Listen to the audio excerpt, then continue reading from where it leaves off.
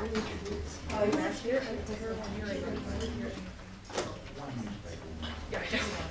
Thank you.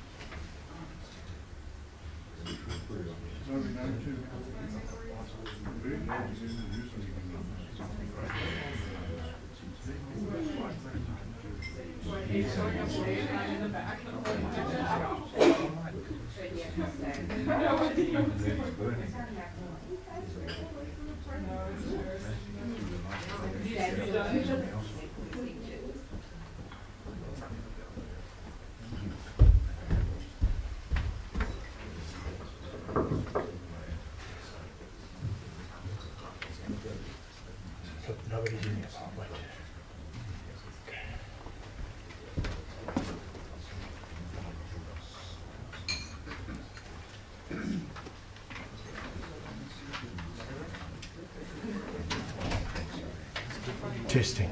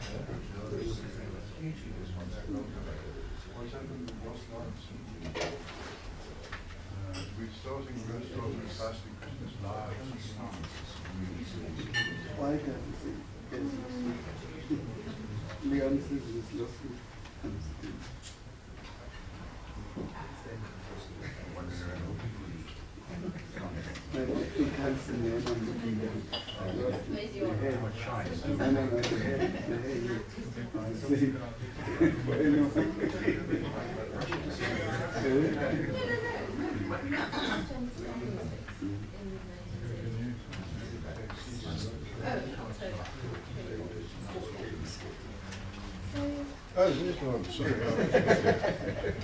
Yeah, I thought the age is taking its toll. Okay, welcome to the media. There's some non-media people here, and during question and discussion you're free to participate, but please realize this is primarily a media event. It's my pleasure to introduce Lawrence Mavundla, who is a very well-known South African who has a long and controversial and glamorous history in South African business. He and I met in the 1970s when we were both defending the rights of street vendors and informal traders who were being raided by what was then the apartheid police, and their job was to get black people off the streets. The group area law meant that black people could not trade lawfully on business properties, and so what they did is they resorted to trading off sidewalks, and that was governed by various prohibitions, including, for example, the loitering law. So you could not stay in the same place for more than, I forget the time, Lawrence, 10 minutes or something, and then you had to move on. And they were also not allowed to trade. And Lawrence and I were fighting for street vendors, some of whom were even fatally injured when they were being arrested. And the strange thing for Lawrence and me is that our fight has not changed. In 40 years we still continue to fight the same fight for the same people against the same authorities, which is the government people who try to drive them off the streets. And on that, before I hand over to Lawrence, I'll just mention that we were involved recently. Some of you will recall the Johannesburg City Council drove 6,000 street traders off the streets in a thing called Operation Clean Sweep. They literally used their cleansing department, the department that cleans litter off the streets, to chase people off the streets, as if people are litter. That was literally how they think of human beings. And Lawrence and I were involved in resisting that. It ended up being a constitutional court judgment, which I think made constitutional history. It was taken directly by the Constitutional Court without pleadings, without going via the High Court, in a summary hearing, and in a unanimous decision, the Johannesburg City Council was forced to let the street traders back. So Lawrence and I have fought this fight, and we will continue fighting this fight for small and little people. We're always amused when people think NAVCOC and the Free Market Foundation represent big business or fight for the interests of big business. Nothing could ever be further from the truth. Lawrence is going to now tell us how the proposed liquor law will impact his constituency, which is largely black South African business people, and particularly small and independent businesses, and why the age restriction in particular, which is proposed, raising the legal drinking age from 18 to 21, will have impacts on the business community. I will then follow by talking about the implications not for business, but for consumers, and the science and the research behind this proposal, and how that the evidence in South Africa and internationally actually tells us we should be doing the opposite. Lawrence will elucidate the shift from outright prohibition for black South Africans in the 1960s to slow liberalization in the 1970s and 80s, and how we then ended up in the new South Africa finally with a substantial relaxation of controls, which we see as respect for South Africans, and how distressing it is to see us going what for him and me appears to be back to the past, back to the apartheid era of draconian controls and laws and lack of respect for South African civilians, especially young adults. So with that, Lawrence, over to you. Lawrence is somebody with whom, as I say, I have a long and very warm history. Welcome, Lawrence. Thank you. Thank you very much, Leon. Indeed, you and I come a long way. We met when I was selling in the streets of Johannesburg back in the days and fighting for that. One of my first employment, ladies and gentlemen, good morning. One of my first jobs was to work in the mines. I was employed as a mine security at East Fontaine Gold Mine in Carltonville. Part of my job, because I was in charge of security, was to prevent blacks who were not wearing a tie, who did not have a standard 6, from drinking alcohol, and alcohol that was spirits. We had to arrest them if we find them drinking it, or we had to make sure that they only were confined to drinking what was referred to as kafir beer, the sorghum. That's all they were allowed to drink. If they had to buy alcohol, they had to either befriend a white person or a colored or an Indian who were later allowed to drink spirit. This is proper history, I'm telling you. And so that is the only way they could drink at a time. And of course, the only business that black people were participating in then and now, in majority, they are either running taxis, or they are selling in the street, or they're running tavernas and retail in the township. That's the only business that black people are in majority in. But what amazes me is we are forever having to fight the democratic government from putting restrictions on those people, because that is the only way, if they are true to the statement of economic freedom in our time. You cannot jump stages if you are going to be successful in business. You've got to start from, from a low level upwards. Because if you jump stages, it causes most of the black people that you see today, they jump stages with a tender, and then when that tender is not there, because he's not an entrepreneur in his own right, he collapses.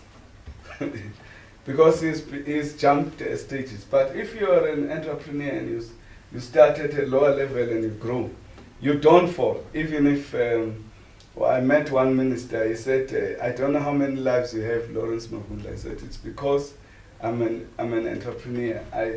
I'm not a fake, I'm not here because of a tender. I started, original business, and that's why I can grow. So when you see a government imposing restrictions to the liquor industry, the street traders, and the taxi industry, you then wonder, where are we going with economic freedom in our lifetime? Because it will not happen if we disallow smaller businesses from starting and prospering. And we need to move from those premises, from that premise. So if you have what you now have is that the liquor laws that have just been recently introduced, it almost shows that the advisors to the minister who compiled those regulations don't even know what they are talking about. Because, for an example, if you say that the liquor trader must have 500 meters from each other, it means you don't know the township, because in the township that's not practical, it can't happen. You understand? The township, we are very close to each other, as well as in the rural areas. So that law practically would mean all black small businesses in the township must close shop. And then secondly, you say the business that must be given a license must be in a zoned area. Now, all black townships are not zoned for business. It's as simple as that. So if you say, so the people who conceive these laws, it looks like they do not know who these laws are going to affect, or they did not in the first place research to find out how these laws are going to affect, how are they going to be implemented. Now you even wonder, how are they going to police it? Because we have got a lot of crime in South Africa. Our police, we've got a fewer police to be able to deal with crime. Where are we going to get a police to police this? I mean, to police these new regulations. How are we going to police it if we are unable to even police, to even police crime, which is the primary duty of police. Now the age restrictions has got a lot of serious contradiction, because if you say a person who is 18 years can be married and can have an identity and can vote, you are trying to say this person is a young adult. At the end of the day, you are saying you are a young adult, you can now take life into your own hands. But then you say, look, look, you cannot drink. Now, how are you going to police this? Because this person will be married, he's sitting with his wife, and then you say he can't drink. How are you going to police it? So we really have people who are wasting a lot of time on the taxpayers, because how are they going to police this? Because it's really taking away the fundamental right of young adults. Because those people must be able to decide themselves that I'm not going to drink. Like me, I can talk about liquor the whole day, but I don't drink. But it doesn't mean that we must allow our government to do wrong things that are going to affect our youth, because we don't drink, and therefore we want other people to emulate us. It was our own personal decision not to drink ourselves. So the policing of it is going to be extremely difficult, because it means that the tavern owner is going to have to stand there and look at your ID. If you come, even though you're old, even if you come with your wife, he must look at your ID and check, are you 18 years and older? And some people have got small bodies, naturally. I don't know how they're going to police this. So I believe that we've got to be looking at a situation wherein government departments should be working on fulfilling the ruling party's stated policy of economic freedom in our lifetime by going out there and looking at laws that are doing the own goal scoring. The laws that are restrictive to small businesses should be done away with, not to be added on. We're looking together with the small business department that we should be looking at changing the laws that are affecting small businesses so that we can have more small businesses. Is it correct that in a new democratic South Africa, the hawkers that you see selling in town, in Joburg, they are only there because of a court order? But in terms of the municipality bylaws and the views of the councillors, those people shouldn't be there. We had to take them to the Constitutional Court for those hawkers that you see in town to be there. Otherwise, if it wasn't for the court order, there would be no hawkers in town. Because some councillors went to America for the first time maybe, and then they saw the clean streets of America. They thought they could have it in South Africa. Because I'm wondering, how do how did you think of that if you are a black council? You go to, I mean, you want to clean people who are actually feeding families and starting small business, and you have an idea that you want to clean them up. So we've got to work as South Africa at in supporting small businesses. We don't see these departments making proposals of supporting small businesses. No, not at all. In fact, if you ask them about their procurement and any support to small businesses, they've got 101 explanations why it can't happen. But when it comes to restricting them, no, it's very easy. They just wake up and do it. You cannot have this. So as NAFCOC, we are going to take this matter up at all levels of the structures of government. We're going to make sure that we engage with the economic unit of the ANC, the research team of the ANC, and also go to Parliament, to the standing committees, because we cannot allow narrow-minded people to come with proposals that are going to restrict the number of small businesses that are there, because all these restrictions that are being brought in are really coming in to restrict the number of small businesses at the end of the day, because if you put restrictions on people that can do business in the township, you are really saying, because 500 meters can only apply in town. It can never apply in the township, because we've got too few spaces to allow those 500 square meters. I'm not saying there must be abuse of alcohol. I'm actually against the abuse of alcohol, but I am saying the decision to have the age restrictions lowered is going to have an effect that very few small businesses will be able to comply with the restriction in the first place. But at the end of the day, we believe 18-year-old people have a right to vote. They have a right to get married. Now, because they are allowed to be adults, they must be allowed to be adults in everything. I thank you. Thank you. Thanks. Just keep that. Thank you, Lawrence. Our division of labour is Lawrence has addressed this from a largely business perspective, and also the historical perspective of the similarity between the current proposals and what those of us who fought against apartheid thought we were getting rid of.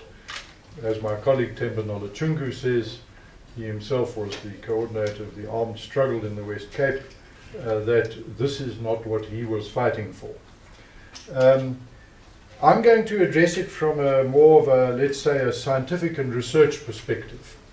It is a decision of the South African Cabinet and a requirement of the government, announced by the former Minister of Finance, Nene, and by President Zuma in his State of the Nation address and various other ministers, that all new laws and policies have to be preceded by a socio-economic impact assessment. In other words, we should not even have this measure being proposed unless it is preceded by and accompanied by a socio-economic impact assessment. I won't now go into what that means. There are guidelines for how this is to be done on the presidency's website, and this has been ignored. In other words, this policy is being advanced with complete disregard for a cabinet decision and a presidency decision on how such laws have to be evaluated. There are things cited in the policy document, the draft which was released for comment, that it is said that raising the liquor drinking age is followed in other countries by a decline in liquor-related crime. That is the main reason for wanting this, to reduce liquor-related crime. Now, there is no actual statistical analysis or academic paper cited, so we have done the research, and we have a publication which you can all get a copy of or have it electronically sent to you, in which some of the data is analyzed and researched. And what does it actually tell us? Well, firstly, it tells us the opposite of what is stated in the policy document. These are people who have simply not bothered to look. What they have looked at is the World Health Organization's website, and the World Health Organization is notoriously for puritanical and draconian laws regarding essentially every aspect of life. It regards you as a human being as a mindless biological machine. The state's function is to keep it physically in good shape, like a farmer does with livestock. You are not, according to the World Health Organization, a human being with a mind who suffers from depression and enjoyment and contentment and might be suicidal, and for whom drinking and smoking and having sugar and being obese and being sedentary and enjoying salt and going to see an alternative doctor or going to see a traditional healer, all of which they oppose. This is regardless of who you actually are. That you might, for example, have a need to drink or have sugar or whatever as a coping mechanism. That young people drink as a way of being socially compatible. Can you imagine people after they have been playing soccer or netball, going with their friends to have a drink or dinner? Now all of a sudden the tavern owner, as Lawrence said, has to try to work out what everybody's age is.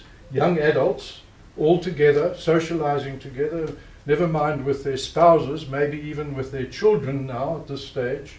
And the tavern owner or the bottle store owner has to now try and work out ages. You can do this roughly with 18. People beneath are considered still youth, but above that age roughly by appearance and in law generally, many laws, you are considered an adult.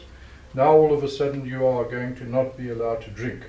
The world's experience is quite straightforward. There are some countries where there is no age restriction at all.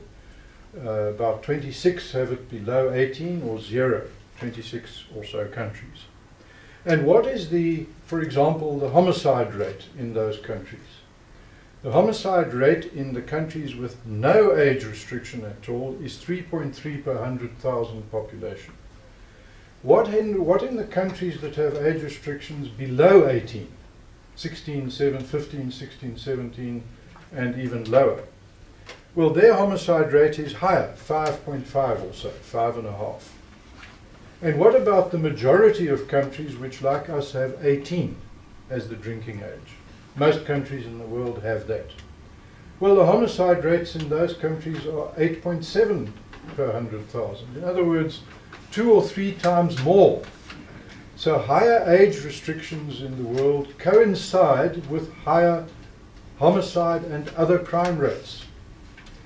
Then it is said that there has been a decline with higher drinking age rates of road accidents. Well, they looked very carefully at the data and doctored the data. Firstly, the long-term trend has been a decline, contrary to what many people realize, in accident rates, including alcohol-related accident rates. And all that happened is they simply started by saying age restrictions were introduced here, accident rates and crime rates fell. But the preceding trend was there anyway, nothing changed. The age restriction laws did not change anything, and the data is in the paper and the sources if you want to look them up. There are a very small number of countries, about 7 or so, which have 21, which is where we're going to go as the drinking age restriction. In other words, we want to join a few of the world's eccentric and unusual and abnormal countries. And what is the position there? Well, the answer is they have double the homicide rate, for instance, of countries with no age restriction at all. So the objective evidence around the world is quite clear that alcohol drinking restrictions do not have the effect that they say they want to achieve. Lawrence and I, by the way, just to emphasize that we have no personal interest in this, neither of us drink. We are both not drinkers. We neither smoke nor drink. And yet we are two of the people who spend a lot of our time trying to defend the rights of people who do.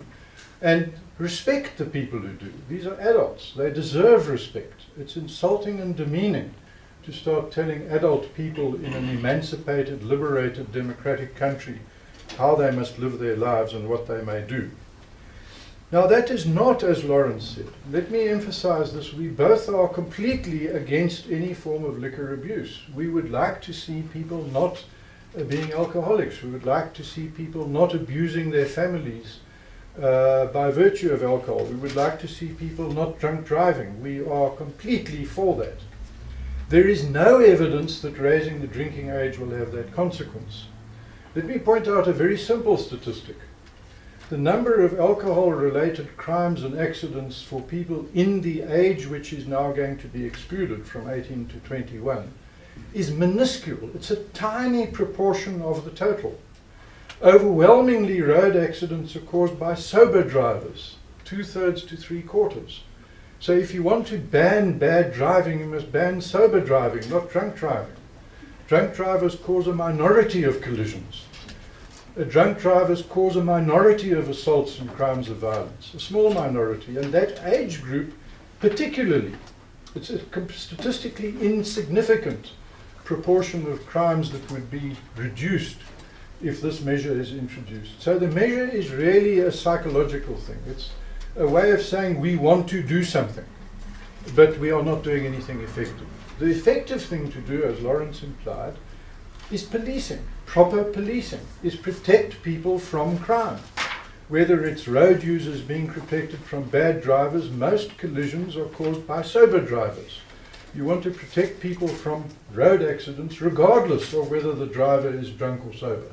You want to protect wives and children from family assaults regardless of whether the man of the household, which is usually the way it goes, not necessarily, is drunk or sober. Most assaults are by sober people. Most crimes of violence are by sober people. It's no comfort to you to be told, oh, it was a drunk person, but we're going to make a law against that. You want a law and you want police against violence by all people, regardless of whether they're drunk or sober.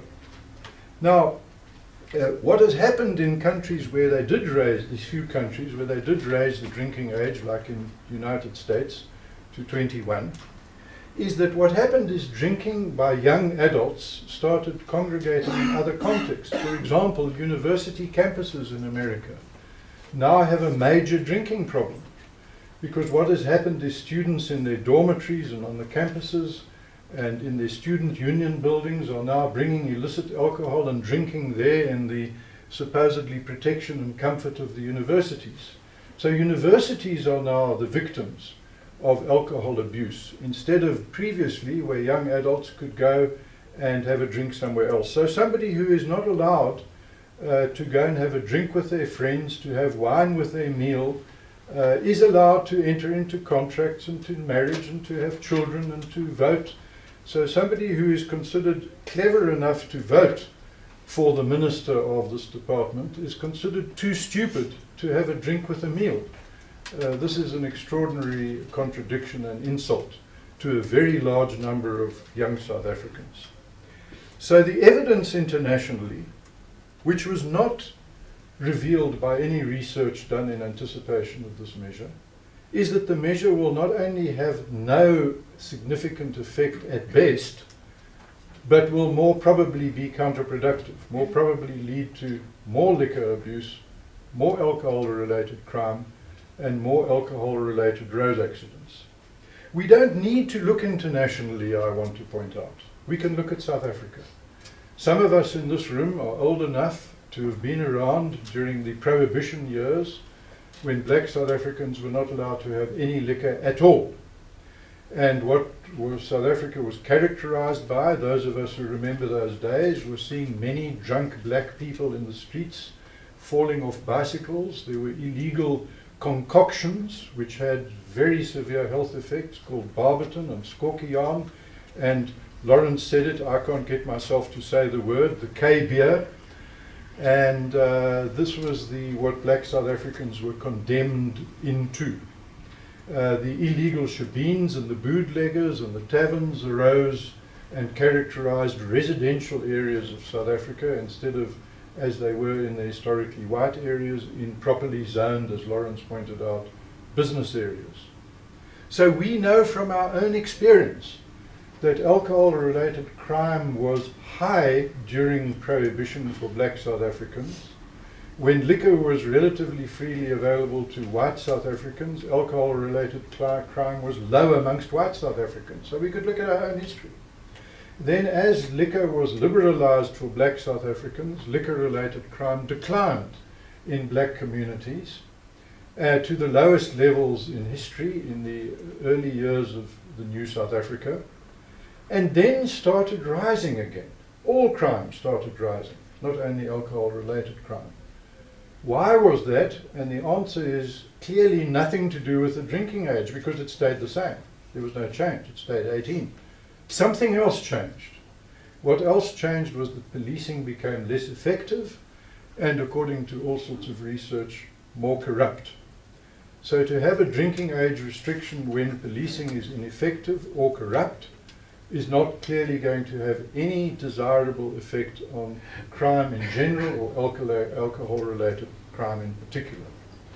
There is nothing charitable one can say about this proposal other than that it is badly conceived, it was not thought through, it is an insult to free and adult South Africans.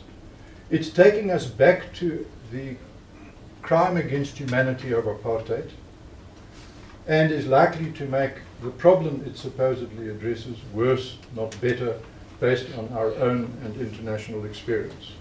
So we will work together, not only NAFCOC and the Free Market Foundation and ACTSHIB and the Gauteng Hawkers Association and many others, but also even the consumer organizations and certainly various people who are concerned with civil society.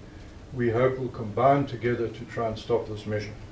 The purpose of this media briefing is to try and encourage people in the media to consider this matter very seriously, to make sure it is well understood and well known, and to encourage reconsideration of a proposal which, strangely enough, the Minister of Health, as opposed to the Minister from whom this comes, Trade and Industry, said is cast in stone and going to happen. That is not how things are in a democracy. In a democracy, policies have to be considered, debated and discussed.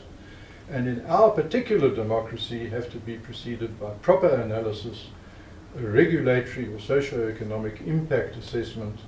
That has not been done, and we are going to work resolutely together, as Lawrence said, not only with the Minister of Small Business, but with other organizations and interests. I particularly think the ANC Youth League, who are the very people who are going to be victimized and targeted by this. The ANC Youth League, who now will go after one of their meetings and go and have a drink together. Now those of them, the youth, adult youth who are under 18, under 21, will have to be turned away. So I would expect the youth leagues of all the political parties to go and say to their seniors, you can't proceed with this. This is an unconscionable discrimination and victimization of people who are not responsible for a significant percentage of the crime and problems that concern us all. These are being scapegoated, young adult South Africans who are largely innocent of the problems concerned, are being scapegoated on behalf of older people and, strangely enough, sober people who are the principal cause of the social problems that we face in this country. So with that, Lawrence and I are happy to take questions, and I think Lawrence and I are both robust enough and have been street fighters long enough to take debate, and so you don't need to feel you have to be polite. We can handle anything. So any questions or comments from those of you gathered here? So you can direct it to Lawrence or me or both, whichever you prefer. May I? Yes. Leon, hi. You said that the WHO adopted some information. I think we were talking about the yes. Accident, sorry, the crimes in certain countries with different age limits. Doctored is not quite the word, but I will explain what's statistically fallacious about their analysis. Yeah, yes. because my question was, are Yeah. you suggesting that they fraudulently published results? No, no. Okay. The second thing is, you mentioned sober drivers cause 75 to 80% of accidents. I can't remember the figure you 2/3 to 3/4. Yeah. Okay. Yeah. My recollection is that Arrive Alive say that 60% of road accidents are alcohol related. Not necessarily a drunk person, but alcohol related. So somebody who had a few drinks and might be just sleepy, not technically drunk, but sleepy. How does that correlate with your info? There's a lot of statistical, I might not call it fraud or gerrymandering, I haven't quite come up with the right word, but misuse of statistics that takes place by people with agendas. And when you have a phrase like alcohol related, the mindset which is created by someone like Drive Alive is that this has to do with drivers. It's after all called Drive Alive. Whereas the majority of people who are intoxicated and are victims of road accidents are actually pedestrians and cyclists. It's not drunk driving that's the problem, it's drunk walking that's the problem. And when you have a law, as Lawrence said, that says you must now be half a kilometre from a residential area, people who now walk down the road, have a drink and walk a few blocks back home, will now have to walk long distances after drinking, or cycle long distances, or walk to bus stops or use public transport. So if you want social problems related to people who have been drinking, this is the way to cause them. So the statistic needs to be properly understood. And when they say that alcohol is involved in road accidents, the other implication is that the person who'd been drinking caused the road accident. That is not necessarily the case. In fact, on the contrary, the majority of road accidents here and worldwide are caused by sober people. The statistic here is about 2/3, about 30% of road accidents are said to be caused by people who've been drinking. The figure is lower during the day as it happens, 15 or 20%, and higher at night as it happens, goes up to about 40–45%.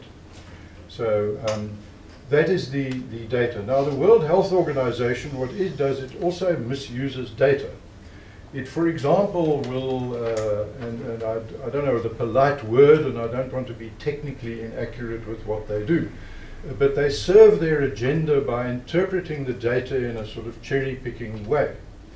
For example, what they will say is that when a person in a fight has been drinking, when one of the two has been drinking, for example, in an act of violence, or a crime, somebody commits a mugging, say, for example, if one of the two has been drinking, it is called alcohol related, without actually telling you which of the two was instrumental to it. Was it the sober or the drunk person? Now we must assume that sometimes it's the sober person, maybe not 50%, maybe less, but nonetheless the assumption that it's always the drunk person is the statistical trickery and chicanery that takes place. And I at the same time want to be technically accurate but not polite. I want to say that this way of misusing data is deliberate. It's deliberately presented in this misleading way in order to advance a particular agenda. And I say that, and Lawrence says that, as ourselves not drinkers. We are teetotal.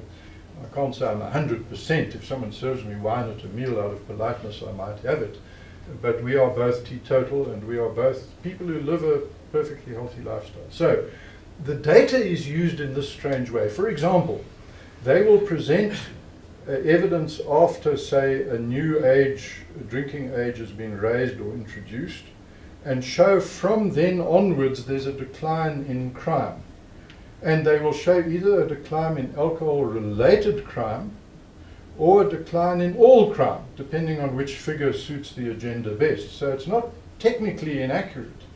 But what they do is they conceal what preceded this, which was, it was simply a straight line, just the crime, the trend just simply continued. And the age restriction had nothing to do with it. So there is a deliberate and calculated representation of data which is technically accurate, but presented in such a way as to create a completely misleading and false impression. That is the problem with the World Health Organization, which has an extraordinary puritanical worldwide agenda. And we in South Africa say, for example, we have to comply with our World Health Organization obligations, quote unquote. We have none. The World Health Organization doesn't impose regulatory obligations on us. We decide for ourselves. So there's a lot of language which you have to be somewhat of a detective to see through. If you read the stuff superficially, it sounds right. We complying with our international obligations. I mean, when some official says that, you kind of assume, oh, okay, well, we don't really have a choice. Well, that's never true. And when they say that there is less alcohol-related crime after an age restriction is introduced, that may be true, but completely misleading. The other thing which is important is there are lots of studies on this.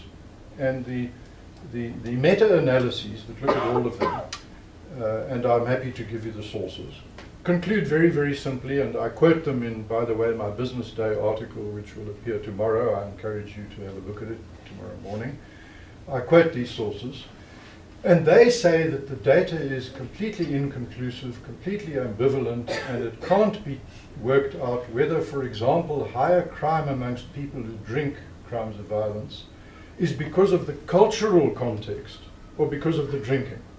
In other words, in that same community, the crime rate amongst sober people is as high as amongst drinking people. When you unpack the data and you look more carefully, it turns out that the big picture, where there's more drinking, there's more crime than where there's less drinking.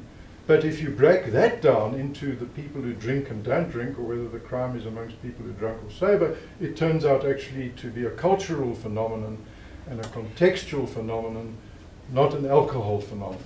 So the academics who've examined the data in close detail and with proper statistical techniques are of the view that there is no strong evidence in favor of draconian or intensified liquor regulation. Yes. Sorry, you first and then the man behind you. Cool. Hi, my name is Olivia. I'm from the Star. Yeah, so my question is, does the Free Market Foundation and the other organizations that you mentioned, do you guys have any concrete plans to lobby for a change to the proposed legislation, or I guess going forward, besides just general advocacy?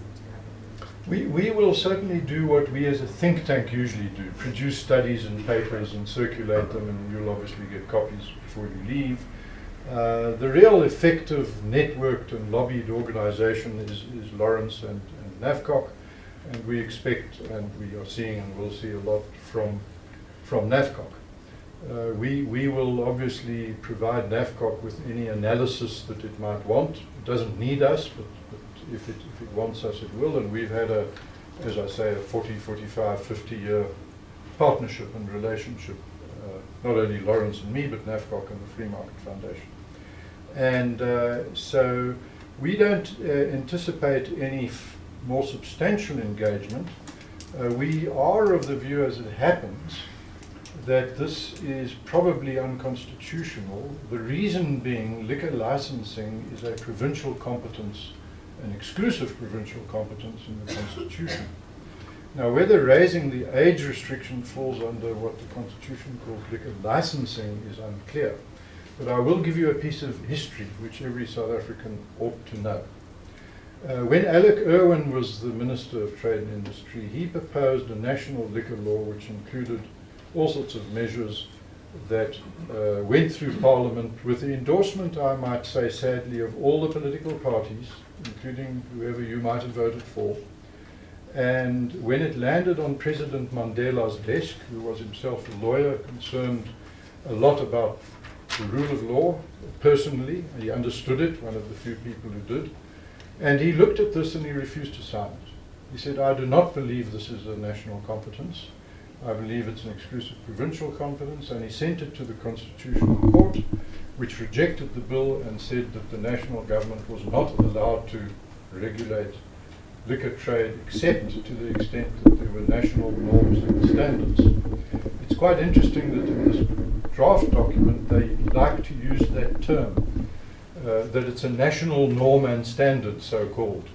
For example, to not allow liquor licensing within 500 meters of a residential area. Well, no, that in our view is liquor licensing, and we might consider doing what President Mandela did and having this matter referred to the Constitutional Court in the hope that it will reach the same conclusion, that this is not a competence of national government. We have people here from the provincial government, by the way, and President Mandela and Mavundla and Louw would prefer to see it being your decision and your competence at your level.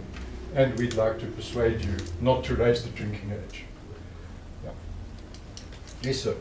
My name is Linda Majida from Gauteng Labour Forum. Yes. My question is first to Mr. Mavundla. When he talks that NAFCOC is going to challenge the higher institution, everybody, does it include us who are out of NAFCOC? Because it will be better if we go together, because they come, knock the door, and then you come after them. I think it will be a waste of time.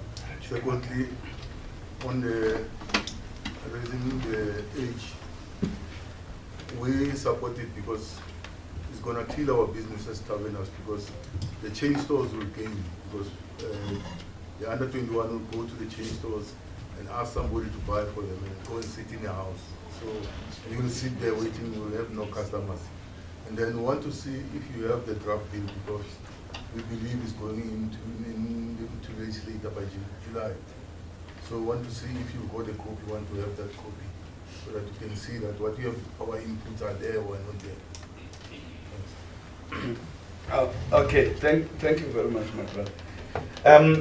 Obviously, NAFCOC will challenge this on the basis that it is the organization which is the vanguard of small business, whether members or not. We want the laws that are produced by Parliament to favor small business, not only members of NAFCOC, but everybody.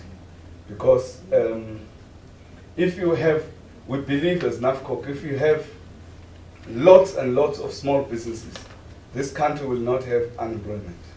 And therefore, it is in our best interest as NAFCOC. We've always believed that, as you see the Minister of Small Business being there, NAFCOC had to make a research throughout the world, including Indonesia and all other countries where they've got small businesses, and show the data to the ANC and to the government that in those countries where there is support for small business, their economic growth is much, much higher than us as South Africa, where we cannot even achieve 1%. Indonesia, for example, you can see there is economic meltdown. They've achieved about 5% economic growth. I'm just saying, it shows where there is small business. So we will never want to go it alone, because it is not a personal interest, it is the country's interest that we are taking into account. And NAFCOC works for the country, not for individual members. Thank you. Yes, We'll we'll get give it. it to you before you leave. Yeah. Just technically speaking, for the media, it is not a bill. It is a policy, a liquor policy document. And there is a revised version, which is, they say, is going to the cabinet next month. No one has, that has not been released, and the public haven't seen it. Now, what I should say about the original document, it was truly, and I'm not exaggerating now, it was absurd in the extreme. It was so crazy that when we met with the officials at the Department of Trade and Industry, they admitted that actually they had not read it and not understood it. I'll give you one example of how nutty it is. It says that, and you'll see it for yourself, it says that all existing liquor licenses that do not comply with the restrictions will lapse within 2 years. In the meeting we were told this will not affect anyone who already has a license. And I said, but that I had to read the paragraph. And they said, well, they're sorry, they didn't realize that's what it says. And I'm not going to name the people with whom we were meeting.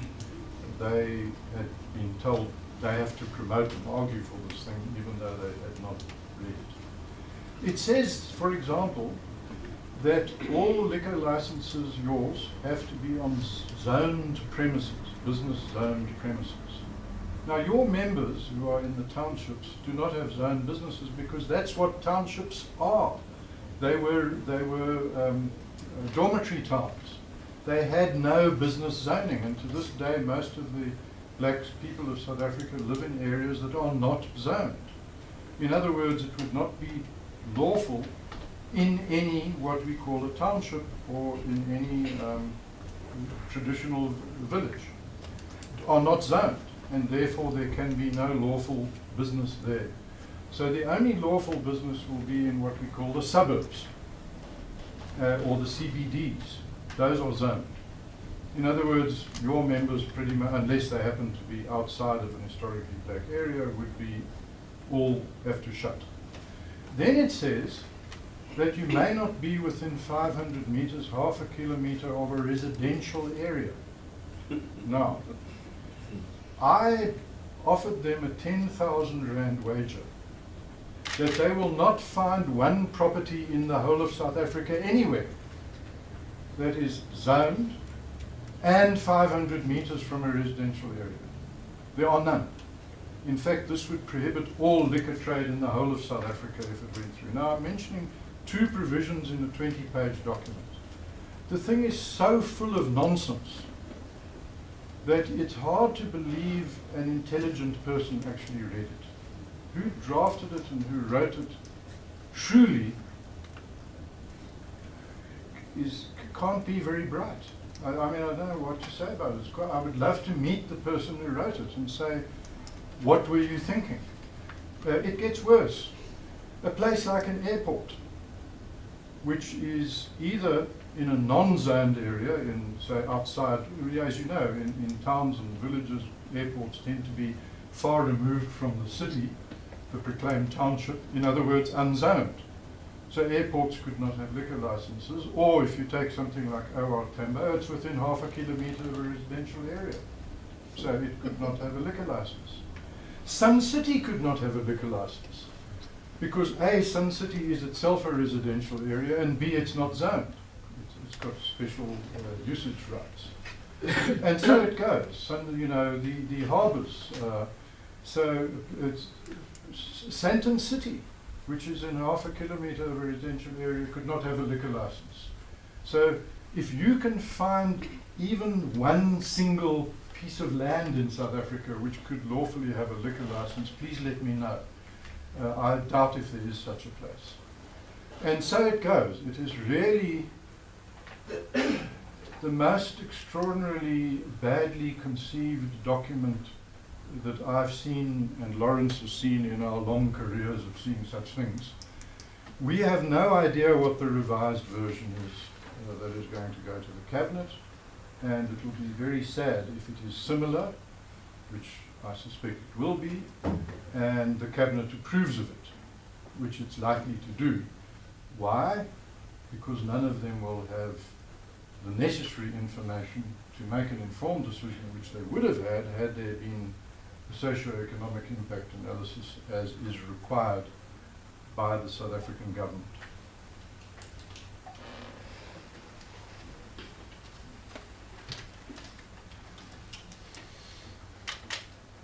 Leon, as there's a dearth and a silence now, may I fill it?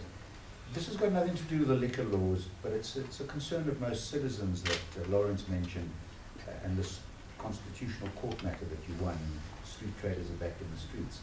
But the litter that they generate is massive. I drove through the city after performing in a play on Saturday evening, and it was unbelievably ugly and dirty. It was raining that evening as well. Related to the liquor law, does it not say 500 meters from a school? It's actually worse than just a residential area. You're quite right. It says a school, a religious facility. Now, right across the road from us is a shopping centre with 3 or 4 liquor licenses, and on the upper level is a church. So that would be illegal. Okay. Might be better to ban churches. A religious facility from a transport facility. Now, what does that mean? Does it mean a bus route? Does it mean a bus stop? Does it mean a taxi rank? Does it mean a station? Now, an airport and a harbour are a transport facility. So no airport would be allowed to have a liquor license. And aeroplanes themselves are a transport facility. That means you wouldn't be able to serve liquor on an aeroplane. So it's a long list of such stuff, from a school, an education facility, which means that somebody, you know, I don't know, is it somebody who gives ballet classes, an education facility, extra lessons, whatever. So the thing is, it's just nonsense. Okay, but that was an observation rather. But the litter question? Yeah, and separately, my real question then is related to the liquor bill. You haven't commented on the advertising, and I understand that it seeks to ban advertising alcoholic products. Okay. On the litter, what the duty of making sure that the city is clean is for the cleaning department of the municipality. But I want to take you back and say, one of the hobbies of mine is that I wake up very early, like 5 o'clock and thereabout, and you go and see where the traders are trading. First, every one of them, without being provided by the municipality, have their own broom to sweep, and they have their own litter bags that they put litter on. Because it cannot be that a trader would want to trade to his customers in a dirty place. So I do not, what happens and what provides those litter places, that there is a lot of people who sleep in the street. And afterwards, when the litter is in the bags, they go looking for food in the dustbins. And anything that is not food, they take it out and litter in the street. But conservative people, including the council officials, they look for someone to blame all the time. It's never them. But you're blaming the homeless. That's not fair. No, I'm not blaming the homeless. I'm saying that is how that litter happens. I'm saying how it happens. But the cleaning people, if they remove the litter on time, there won't be anything to spill in the street. So I believe that if we can get the cleaning right by the municipality and the cleaners on time, then there won't be any litter to split in the street. And I believe hawkers are one of the most cleanest people, and they are human beings like all of us, and they make sure that the place they trade in and stay in, because to them, how you regard your house, that's how they regard where they are trading. It's the bread and butter. Yeah, could I just also make the observation, very, very important.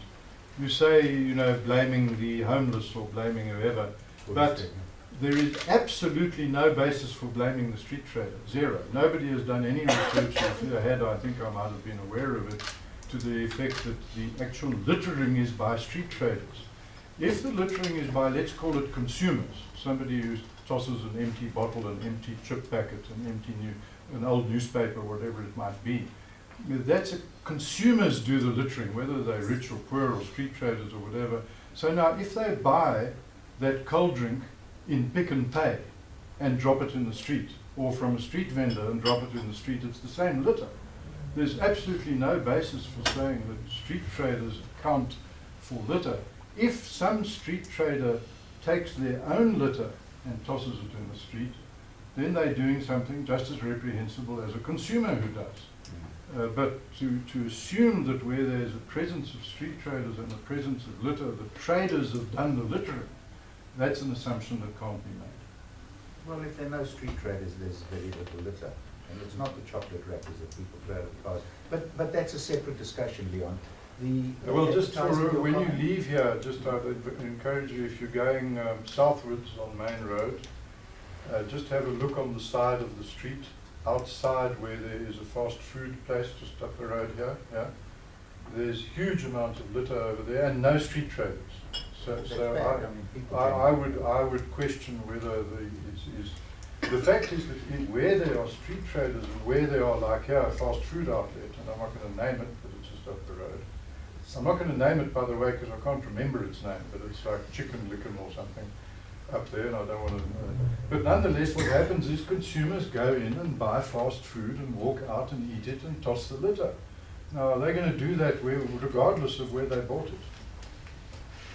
But the question of advertising, instead. Yes. Yeah. I don't know if Lawrence will talk, I hope, about the impact for his constituency and his membership, and maybe you, but I just want to make this observation, that the paradox of the prohibition of advertising, as happened with the prohibition of tobacco advertising, is that it has the effect that healthy things, sports sponsorship, magazines, newspapers that depend on advertising, no longer get funding. So the victim of that is entirely healthy things, or things considered virtues. For example, sport and recreation and clubs and societies and events and newspapers and fates and magazines and radio stations. Some of you here, some of you in this room are here thanks to advertising. And the absence of liquor advertising might just be the thing that puts any marginal business under.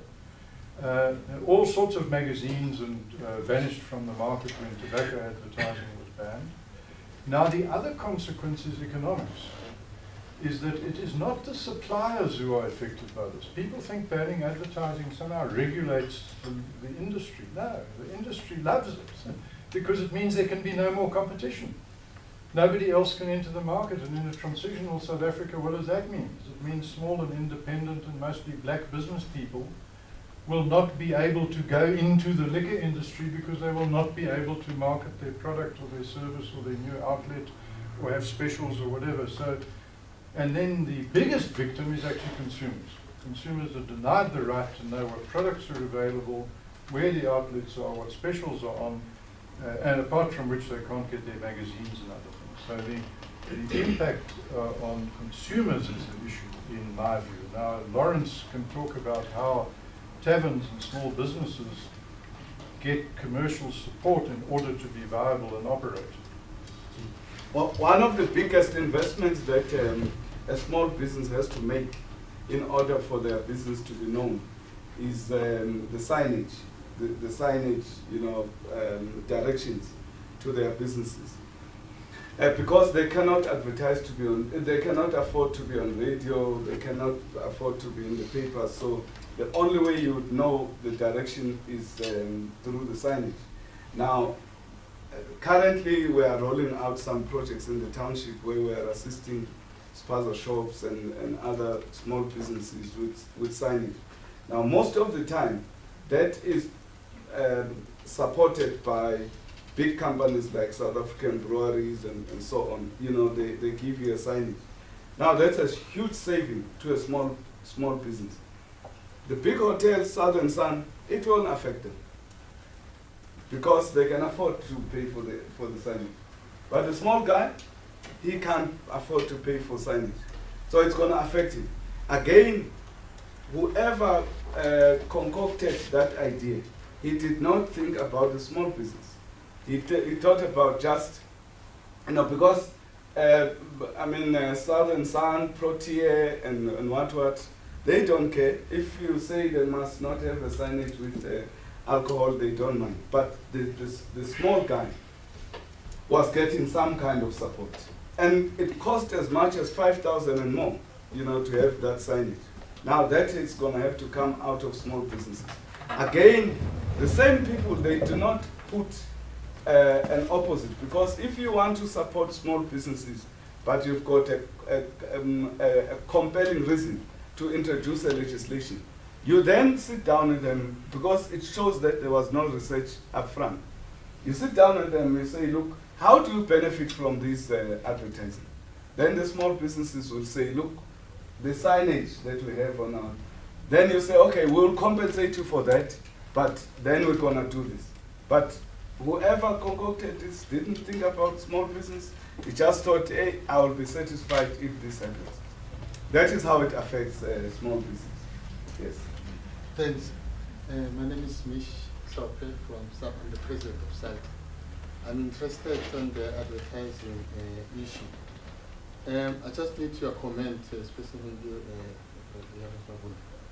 Mavundla. We know that with this policy, there is this possibility that they are going to ban advertising, liquor advertising, newspapers, TVs, and all that. We currently, as liquor traders, we expose the products, especially of SAP. You find a big signage on my gate or whatever, that's a castle light. Exactly. I just need to know, who do you think benefit more, or who benefits on that signage? Is it me, the liquor trader, or is it brewer? And then how do I benefit? And if it is brewery, am I not allowed, or don't have an opportunity to charge brewery for putting that signage there? Because that's, according to my understanding, it's a free advertisement. Taking to me. Okay. I want to stand when I'm talking about this because it's a little bit emotional for me. Unfortunately, I would say small businesses and township businesses, they have been robbed somehow for many, many years. Let me tell you, what happens is there's an advertising agency somewhere, and they commission some people to come and do your signage, you know, to give you the boards. On a monthly basis, that advertising agency is collecting cash, you know, from the brand. They collect money from the brand for having put so many signage, but they never pass it on to you. We were, some years ago, when we worked together with some older people would remember, there was an organization of taxis that was called SAPTA. There was a white guy who was you know, working with us by the name of James Chaplin. He came with the knowledge of the industry. So he came and started Taxi Choice. And through Taxi Choice, he was able, you remember, even the taxis, now I'm not only referring to tavern now, even the taxis, even the retail stores, even the spaza shops, they all have a signage of Coca-Cola. But does Coca-Cola ever pay them anything? No. So your question, I'm saying to you, the brand, breweries, pays somebody. It's just that that money never gets to you. You understand? There is somebody who collects it, but it just doesn't pass it on to you. In the case of the taxis, every taxi that you see with an advert on it, the taxi owner gets paid. So in your case, I'm saying it's a different battle with that, because we just have to talk to the brand companies as taverners, as united, and say, look, stop paying whoever you're paying. Because let me ask you a question. If you were to take down all those signage, you tell spaza shops, hawkers, everyone, you take down those signage, then you see who's going to talk. That's what I did. We have a bed and breakfast in Richards Bay. I just realized someone is advertising, I take down the signage. Then I want to see who's going to talk. then the one who was getting paid, you know, came and said, now, why do you take down the signage? I said, yeah. Are you getting paid for this? Now you're going to pay, the brand is now going to pay the right person, no more you. Yeah, you understand? So there is someone who collects the money. It's just the lack of unity and lack of knowledge. But we must fight that together, because it is proper exploitation. But the people who must benefit is you. You must benefit twice. You must benefit for that giving a direction to your business. You must also benefit from the revenue that comes from it. Thank you. Thank you. My name is Bongani from Gauteng. I just heard Lawrence mentioning that there is assistance or endeavors to try and assist the black business in the township. I just want to find out if there is awareness of the same black business that is being tried to be assisted being asked by the government, more especially in Gauteng, to rezone, like I had mentioned the rezoning, and Leon mentioned the zoning areas which were zoned for business as CBDs, that the black areas that are doing business, or the so-called traders, are now being requested to, or told, to get zoning certificates or the consent use letters because they're using the government land incorrectly without permission to trade on. Okay. Well, I can tell you that for the first time, we have been able to go, because you remember even during the struggle, you had to get a certain area to be free, because if we try to fight this, the whole country, we might not get it right. We managed to have a very progressive and productive meeting with the Premier of Northwest and his cabinet. And for the first time, that issue has been addressed to our satisfaction, wherein a provincial government has instructed or got all the municipalities to come together and agree that black areas must be zoned for business, you know, in a progressive form. In other words, all the townships, all the rural areas in Northwest are now going to be zoned for business. And this is an agreement with the Northwest government. And that we have to study all the restrictions on business in Northwest, you know, so that we can get, so we're hoping that once we can get it right, because even these restrictions of zoning, you know how they started. Unfortunately, we are involved in these issues, you know, day in and day out and on a national basis. This zoning business was concocted by Western Cape government. First, they concocted it and they adopted it in Western Cape. That is why they can claim to be, you know, supporting small business. But I asked them in their face, I said, Premier, you say you support small business. Why do you put restrictions on zoning in the township? She said, my MEC will answer. And then they left. I said, you see, people just say something in public platform, but they don't mean. So we hope, and then KwaZulu-Natal adopted it. And then now Gauteng want to adopt it. But in public platforms, we're supporting township business. How do you support people we are restricting? On the one hand, you are restricting them. On the other hand, you are. So I believe that once we get the Northwest proposal right, we can then come to Gauteng. You must also understand, we are not, as organizations, we are not toothless. In other words, it's not that we depend on the mercy of politicians to agree to what we are saying. If they don't agree to what we are saying, we've got other tools that we can use, which includes organizing demonstrations. If we fail to do that, we have got other tools to take them to court.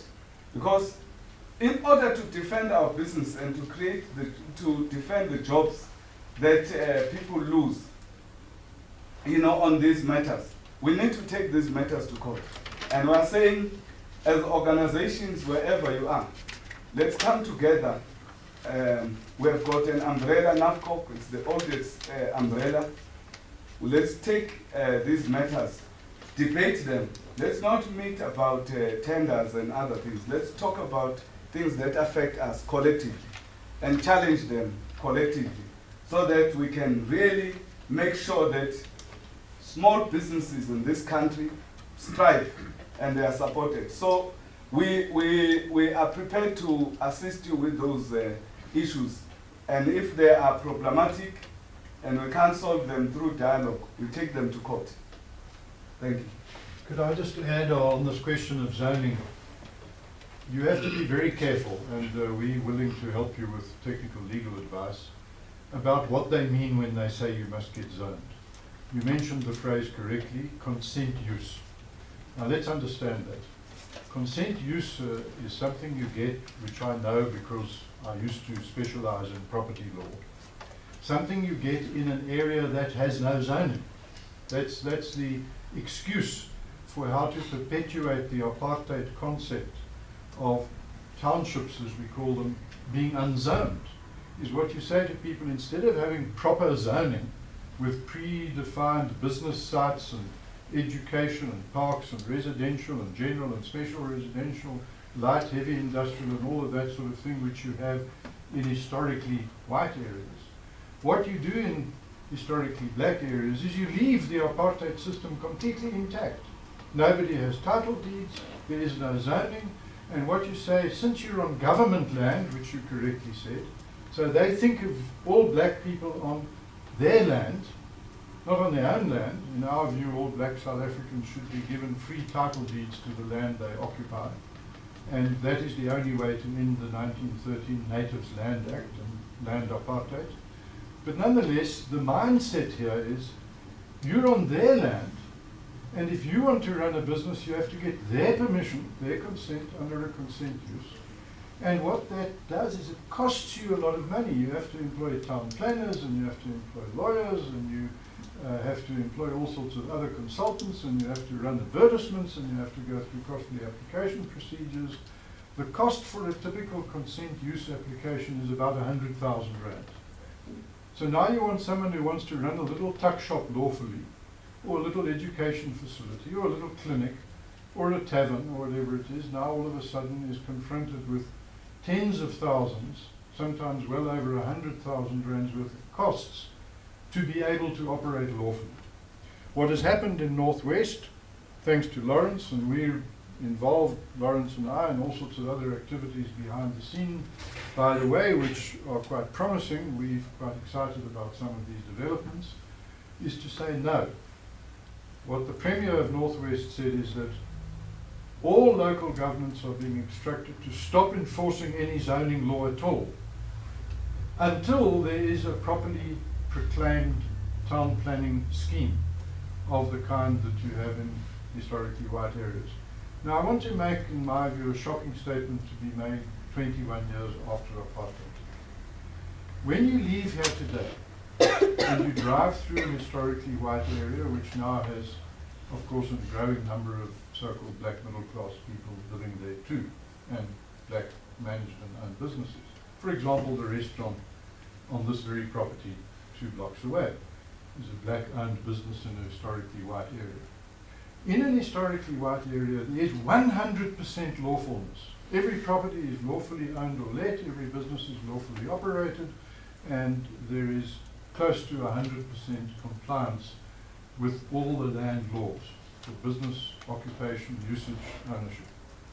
When you drive past a predominantly black area, Katlehong or Soweto or Alex or Ivory Park, or whatever it might be, look at it, and there virtually every property is in some sense illegal.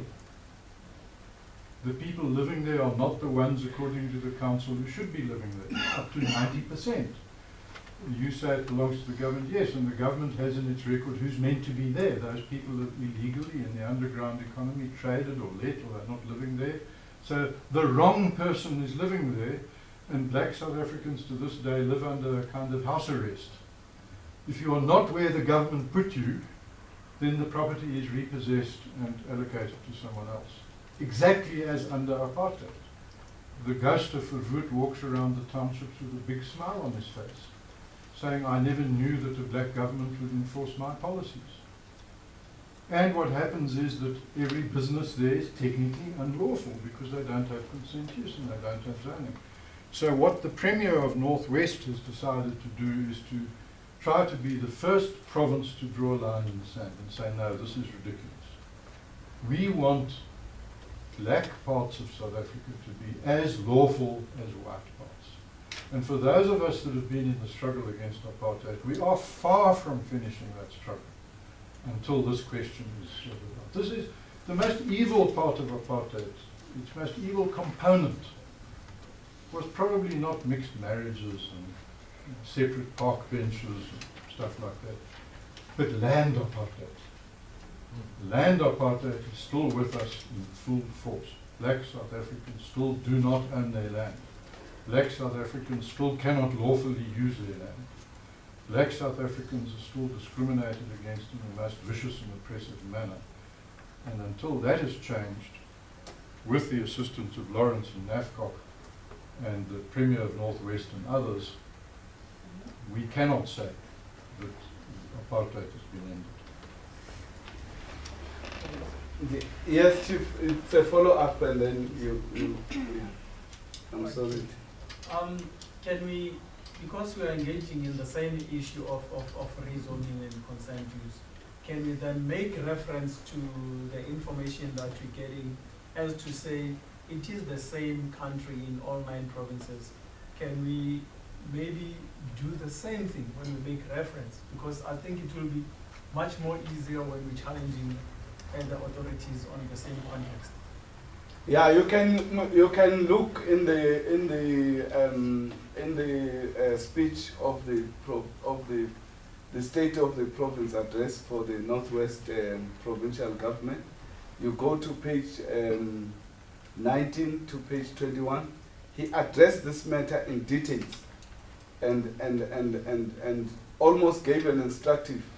He almost said any municipality that does not obey this, the purpose are done. In his own words, in writing in that speech, you can read it. The State of the Province address. Look at page 19 up to 21. You'll see this. Yes, Chief. Thanks. No, I'm encouraged by your last comment, Lawrence, when you say we are not a toothless organization. And as a layman like me, and the president of an association, not fully understanding the law, what will you say? Maybe I should direct it to Mr. Leon Louw. One of our members has been arrested for failing to appoint a manager to run her tavern, and he has to appear in court on the 9th. We know that we talk about the policy law that still has to be proclaimed, and we're discussing something in July, but is it correct that an entrepreneur has been arrested, appear in court, because when the police entered your premises, you were not at the counter? It was someone else, maybe a child and so forth. What would your advice be? From our side, we think that this is one of the issues that we must get our media and the South African population at large to understand the context of the struggle for small businesses and what needs to be done to support them. One of the things that benefited us, I would say, during apartheid, and that made us very, very, respected. Up to 1991, when we were finally able to get the then President F.W. de Klerk to use the section that existed in the Constitution that said the President, Section 86, the President may suspend any law that prohibits small business. We are trying to get the current government to renew that law because it lapsed.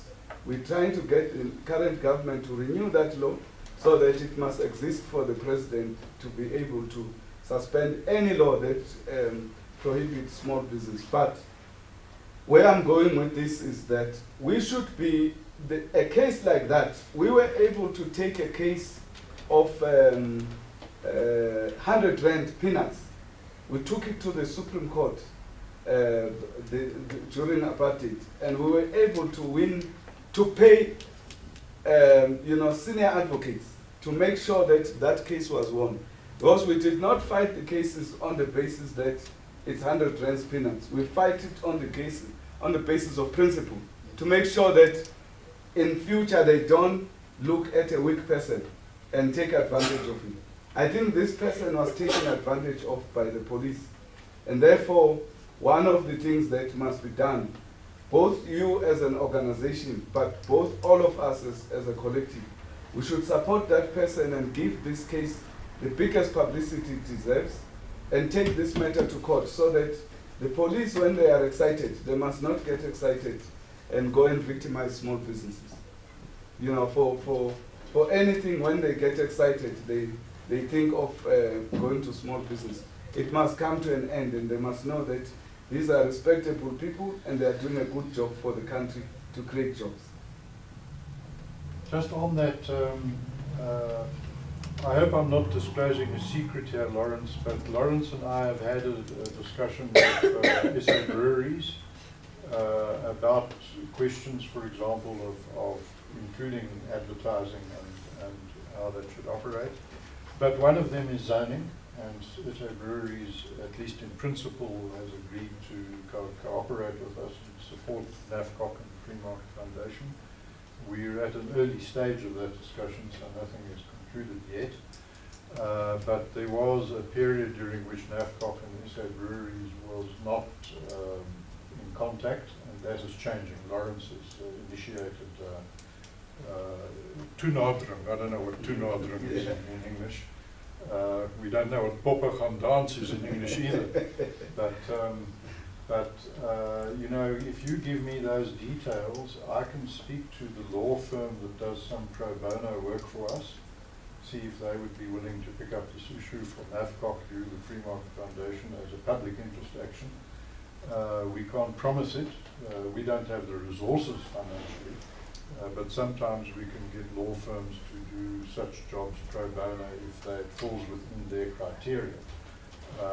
So let's talk, give us the details and we can introduce you to a law firm that might take up that issue, and with the support of the Free Market Foundation, your association, and of course NAFCOC, that could be the way to make an issue of it. I agree with Lawrence that these battles actually have to be fought in the media. They have to be fought as a matter of public space. It doesn't help to win one case that no one's ever heard of. You actually have to win the battle of public opinion. That is where the real battle is. And that is why this is a media meeting here, and why we hope to get the support and coverage from the media that these issues deserve. I think that's it. If I may say thank you to Lawrence, who's the one who travelled the distance to be here, and if I may say does really quite extraordinary work. I think you've seen his level of integrity and concern, which goes back a very, very long time. I think Lawrence and I know each other so well now. I was telling Lawrence I have various NAFCOC and Archib t-shirts, but they're all worn so frequently by me that they're all in tatters. So when I go to gym in my Archib t-shirt, they think I am in fact a street trader. But Lawrence promised me a new one. But nonetheless, this is a relationship we have had. This in Lungu and this Lawrence Mavundla over here. The fight goes on, and I don't think he and I experience it very much differently now than it was in the past. So thanks for your attendance, and any follow-up information please ask us for. We can give you copies of documents. We can give you, for example, a copy of the draft policy. I'll give you that immediately. Thanks for your attendance. Thank you.